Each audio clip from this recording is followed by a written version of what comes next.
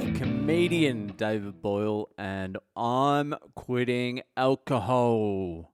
So I did an episode of the podcast a couple of days ago called Fucking Scotland.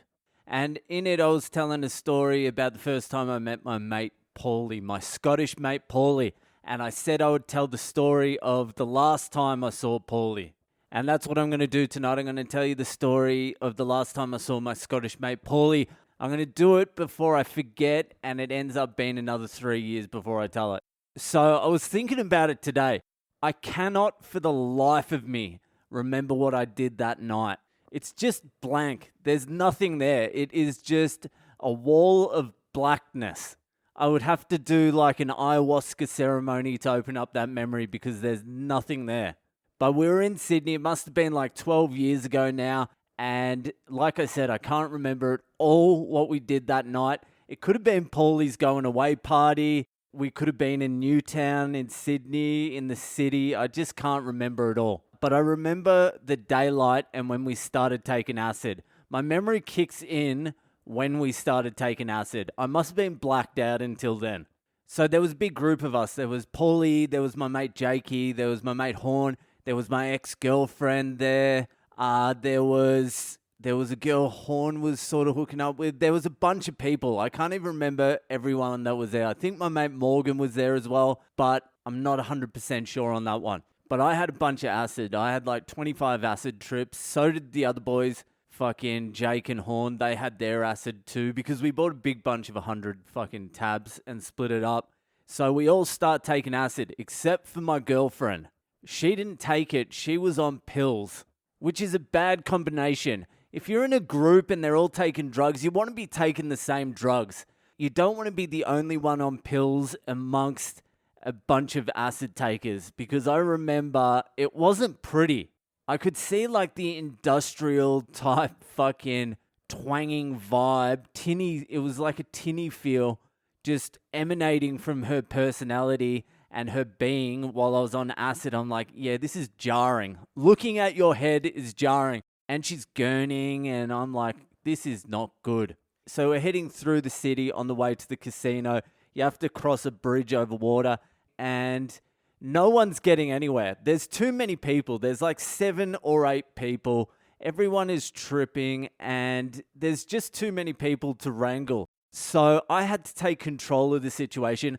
I had to wrangle everyone and get them to the casino because the plan was just to have a few low-key beers at the casino and chill out in air conditioning because it was a hot fucking day. So when you're dealing with 8 fucking idiots all tripping, every like 10 steps, someone's like, hold on, where are we going? What are we doing again? And I'm just like, shut the fuck up, we're going to the casino. So I had to like take charge. I'm like, all right, shut up until we get to the casino. We're just going to the casino. So I was sending off some bad vibes. I wasn't doing it gently either. I was like, shut the fuck up, you dumb fuck. For the 19,000th time, we're going to the fucking casino. Now shut up and follow me. And the group was turning against me. Even my girlfriend was turning against me. Everyone was. But I had to get them there. There was no alternative. I just had to wrangle these cunts and get them to the place, and then we'd work it out from there. So Pauly's taken acid for the first time. This was his first time ever taking acid, and I'm sending out some bad vibes. He's already starting to pick up bad vibrations from me because he was probably one of the ones who was more confused, and I was like, just shut up, Pauly, let's go. So we finally get to the casino, and there's a full-blown mutiny against me. No one wants to be around me anymore. They all hate me. Pauly is in the middle of a mini freak out already, but we're there, and I want to go upstairs and I want to have a beer, but Pauly doesn't want to go inside. So I'm like, fuck Pauly then, leave him outside. So I say to Pauly, all right, we're just going to go upstairs. We're going to check what's going on, and then we'll come back down. We'll be like 2 minutes. I was completely cutting him off. He was starting to turn my trip a little bit too. And that was one bit of advice my dad gave me when I started taking hallucinogens. He said, if someone starts going into a bad trip, you got to get away from them. You got to cut them off because they'll drag you into the bad trip. which is decent advice, but you sort of don't want to abandon people either. But if you're not that experienced taking acid, just fucking cut them off and run for the hills. So a few people ended up staying with Pauly. They went across the road to the park that's near the casino, and I went into the casino, had a few beers. Then one of my mates came in and said, Pauly's having a real bad time out there. I'm like, fuck Pauly. Fuck Pauly. He's got to figure it out for himself. I was pretty ruthless, to be honest with you. I was actually thinking, how the fuck are we going to get rid of Pauly? Because all I want to do is keep drinking and partying, and he is harshing my vibe. So I was up there, I forget who I was drinking up there with. Whoever it was wanted to go back outside where everyone else was in the park. So we left, and I get to the park. Pauly sees me, and it's like he's seen the devil. And I'm like, Jesus Christ, this cunt, how are we going to get rid of him? So I'm like, Pauly, you doing well? And he didn't even want to fucking talk to me or answer me. He's like, ugh. But then I'm like, should we take some more acid? I'm feeling pretty good. And I go to get some more acid to take, and I can't find my fucking acid. I'm like, oh, shit. I've lost my fucking acid. So I go leave everyone happily in the park. They're happy I've lost my acid because they don't really want me around anyway. So I go retrace my steps, which is a very difficult thing to do on acid. I couldn't really remember which directions I was going or what steps I was at. I thought I remembered dropping something on the stairs, but I couldn't. But I just had to cover the whole territory in the end. So I'm walking around looking for this acid, and I just can't find it anywhere. And now losing my acid on top of how much Pauly hates me and the mutiny against me from earlier is starting to turn my trip a little bit bad. So I just continue looking for the acid. I was looking for it for so fucking long. I went back and forth from the park to the casino maybe like 10, 15 times. I'd given up. And then I'm like, I'm just going to go one more round. I'm going to go to the steps. And I swear to God, it's just one of those acid things. I went to the spot I had been 30 times before. I'm like, I swear to God, I dropped it here. And I look down, and there's my fucking acid. I'd been there so many times before and couldn't see it. So I pick it up. I'm in high spirits again. I take some more acid. I go back to the park. Everyone's in a pretty good mood. Pauly is struggling. He is struggling big time. But everyone else is fine, having a good time. So I'm like, let's go to the PBH, the Piermont Bridge Hotel, which is a great fucking pub. Well, it used to be a great pub in Sydney. It was a 24-hour pub.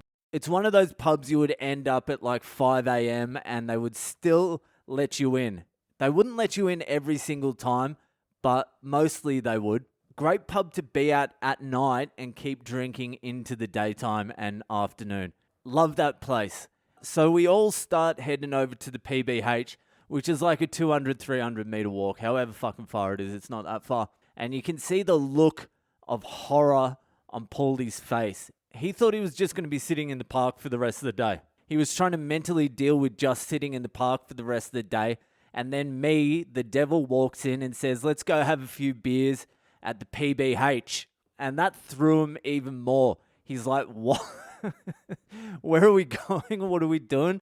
So we all head in there. So we're all in a good mood. Everyone's vibing except my girlfriend, who's now coming down off the ecstasy, and Pauly, who is in the middle of a full-blown freak out. So we all order drinks and start getting like stuck in for a good day session. So Pauly has gone into the punting arena and he's just standing there staring at the TV out of his mind. He doesn't know what's going on. I'm like, there's not much we can do for him now. That's some advice as well. You don't want to be taking acid for your first time with 8 people on like a day drinking mission. That's not a good idea. So we're having a few drinks and I just remembered this. One of my mates comes up to me and he goes, Pauly's not doing real well. And I'm like, who? Pauly? Is he still here? I'd completely forgotten about Pauly. I had completely forgotten about him. I'd wiped him. They're like, yeah, he wants to go home. He's got nowhere to go. He's having a bit of a freak out, man. Why don't you go talk to him? And I'm like, I don't know if that's a good idea. I don't know if I'm the one who he wants to be talking to. But I'm like, all right, I'll go over and I'll see if I can help Pauly in some way. So I go over to Pauly and immediately I can feel Pauly's negative energy just sucking me down. And I'm like, I can't stay here too long with Pauly, otherwise I'm fucked. I could feel myself turning just standing next to him. So I'm speaking to Pauly and Pauly's like, I'm fucked.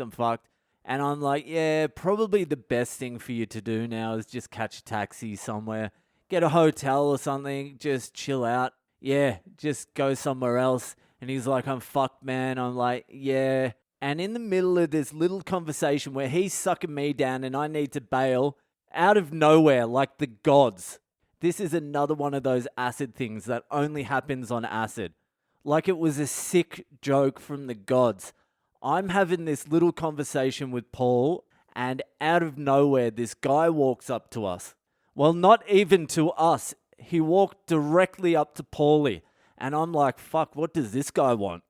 And he holds a ticket, like a gambling ticket, up to Pauly's face and starts pointing at it, but he can't talk because he's dumb.